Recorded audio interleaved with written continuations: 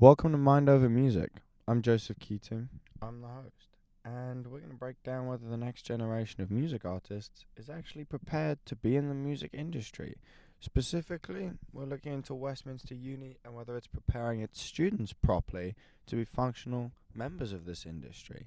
Now, we're going to focus on four main factors that I believe contribute to being a great music artist.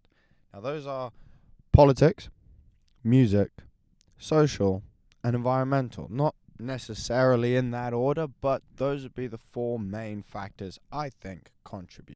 Today we have an interview with a fellow student of the creative industry. Aaron, I'll let you introduce yourself. Hi, my name is Aaron. I'm a video game design student at the University of Staffordshire. Amazing. I just have a couple questions for you about music if you're ready. I am more than ready.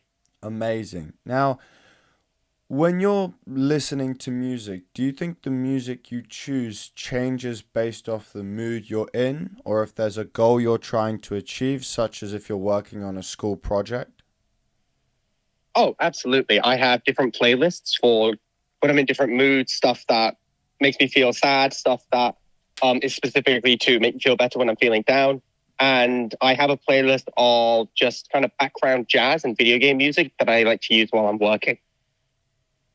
Amazing. And when you're listening to this music, do you prefer live recordings of concerts or festivals, or do you focus more on stuff that was recorded in a studio? Ooh, usually studio, but specifically if it's for a rock band, I think the live performances are better. Interesting. Would you have any reasoning as to why, or do you just think they sound better? I think it's because they're doing it live, they have a lot more energy that they bring to the song.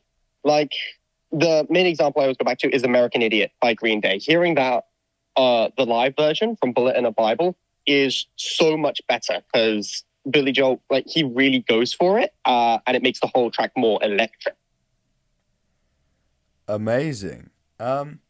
Now, out of the possible options of listening to music by yourself, going to a concert or festival, or watching a recording at home on TV, what is your preferred way of consuming music?